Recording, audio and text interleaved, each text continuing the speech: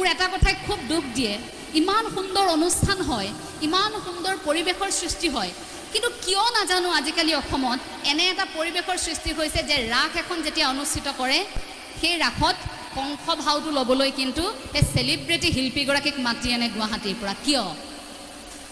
কিয় মাতি আনে? গাঁওখনত ইমান সুন্দৰকৈ দৈৱকী গাব পৰা ছোৱালীগৰাকী আছে, দেখিব ৰাসৰ দিনা দৈৱকী গাই থকা ছোৱালীগৰাকীয়ে নন্দৰ ঘৰৰ কাষত সেই নন্দৰ ঘৰৰ যে গোপীকেইগৰাকীমান ওলায় সেই চৰিত্ৰ এটা কৰি আছে, কিন্তু তেওঁক দৈৱকী চৰিত্ৰটো কৰিবলৈ দিয়া হোৱা নাই। কাৰণ গুৱাহাটীৰ পৰা ধাৰাবাহিকৰ অভিনেত্ৰী আহিছে দৈৱকী কৰিব এবাৰ গাঁৱত। কথাটো আপোনালোকৰ ভাল লাগেনে বাৰু?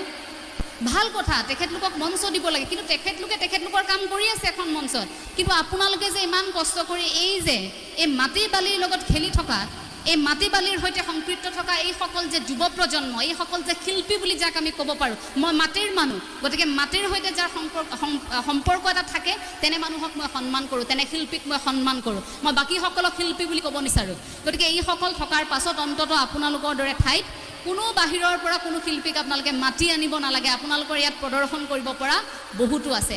আজি এওঁলোকৰ দৰে কান্ধত খোলটো লৈ পাৰিবনে কোনোবা এগৰাকীয়ে, পাৰিবনে বৰগীতটো কোনোবা এগৰাকী তেনেধৰণৰ শিল্পীয়ে পৰিৱেশন কৰিবলৈ নোৱাৰে। খুব দুখ লাগে। আৰু এটা কথা, যেতিয়াই অসমত দেখোঁ, অসমৰ প্ৰেক্ষাপটত অকণমান মই দুখ গুণো খুচৰিম দেই কথাৰ মাজতে, খুব বেয়া লাগে সেইখিনি সময়ত যেতিয়াই এই যে আমি দেখোঁ সভা সমিতিসমূহত এই যে মন্ত্ৰী বিধায়কসকল আহে, দায়িত্বত থকা যে লোকসকল আহে, তেখেতলোকক আদৰিবলৈ সেই পদূলি মূৰৰ পৰা গানিকা যোৰা কিয় যায়? এই যে গুৰু বাদ্য আমি গুৰুৱাখনৰ সন্মুখত বজাইছোঁ, কিন্তু সেই মন্ত্ৰীগৰাকী আহিলে, সেই বিধায়কগৰাকী আহিলে মূৰ তল কৰি এনেকৈ সেই বিধায়কগৰাকীক মন্ত্ৰীগৰাকীক আমি আদৰি অনাৰ কিবা যুক্তি আছেনে? আদৰি অনাৰ বহু ব্যৱস্থা আছে। আমি ফুলাম গামোচাখন দি আদৰি আনিলোঁ, আমি আন কিবা এটা পদ্ধতি, যিকোনো ধৰণৰ কাৰ্যসূচী থাকে, আমাৰ লোক সংস্কৃতি আছে, ইমান বেছি চহকী আমি কৰিব পাৰোঁ। কিন্তু গুৰু বাদ্য সকলোতে নহয়, খোল বাদ্য সকলোতে নহয়। এই সত্ৰীয়া নৃত্য যে ৰ'দত ৰৈ থাকে নাচিবলৈ, কোনোবা মন্ত্ৰী বিধায়ক আহিব, দেখিব ৰাস্তাত ৰৈ আছে, বোলে কি হৈছে এফালেৰে, বোলে ৰাষ্ট্ৰপতি পাৰ হৈ যাব, এফালেৰে বোলে কোনোবা এগৰাকী পাৰ হৈ যাব, ৰাস্তাতে সত্ৰীয়া নাচি দিব। তেনে এখন মঞ্চ গুৰুজনাই বিচাৰিছিল নেকি?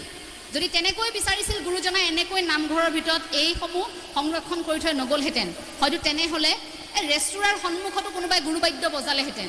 সেই পৰিৱেশটো অন্ততঃ আমি এইখন অসমত আহিবলৈ দিব নোৱাৰোঁ। আমি সেই পৰিৱেশটো নিবিচাৰোঁ এইখন অসমত। সেয়া কিন্তু গুৰুবাদ্য নবজাব। এটা কথা ডক্টৰ মৃণাল কুমাৰ বৰুৱা ছাৰৰ এটা প্ৰসংগত শুনিছিলোঁ দেই, কথাখিনি উল্লেখ কৰিব বিচাৰিম। এগৰাকী মন্ত্ৰী আহিব, এতিয়া দশৱতাৰ প্ৰদৰ্শন কৰিব লাগে, সময় খুব কম আছে, দশৱতাৰ প্ৰদৰ্শন কৰিব লাগে, তেওঁলোকক দিছে মাত্ৰ 3 মিনিট সময়। এতিয়া দশৱতাৰ 10টা অৱতাৰটো দেখুৱাবই লাগিব, কিন্তু আয়োজক সমিতিয়ে কৈছে নহয় 10 মিনিট তোমালোকে সময় নাপাবা, তোমালোকৰ সময় আমি 3 মিনিটেই দিম।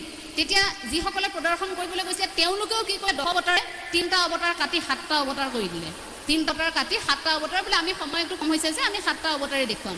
এই পৰিৱেশটো এইখন অসমতেই হৈছে। গতিকে ভাবক, দশৱতাৰ কাটি 7টা অৱতাৰ নাচিব লাগে, যি হ'লেও আমি নাচিব লাগে, এইটো আমাৰ পৰিৱেশ। গতিকে ভাবকচোন, আপুনি মই এই গুৰুজনাক ভকতি কৰি, এক ঈশ্বৰবাদত বিশ্বাস কৰি আপুনি মই কীৰ্তন শ্ৰৱণ কীৰ্তন কৰি আছোঁ, আমি নামঘোষা পঢ়ি যদি পৰিৱেশ দি আছোঁ, কিন্তু তেনে কাম আকৌ ব্যক্তি সেইবোৰ কাম কৰি আছে। গতিকে